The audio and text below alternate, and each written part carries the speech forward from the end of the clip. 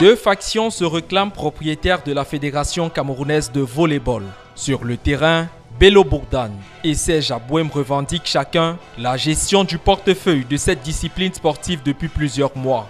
Si tout part des élections à la tête de la FECAVOLE, la crise qui sévit au sein de cette instance est de nature à jeter le discrédit sur l'image de marque du Cameroun.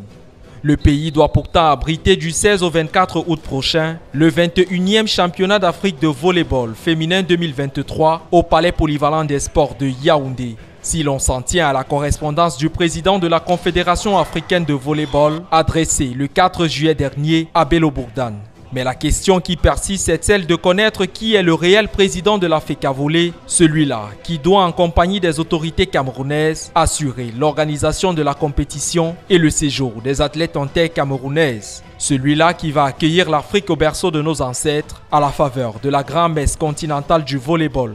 Surtout que le vacarme persiste sous le regard parfois moqueur de la tutelle qui semble déjà avoir dit la messe. Mais c'est une prière dont les effets tardent encore à se manifester tant les actions se multiplient dans chaque faction.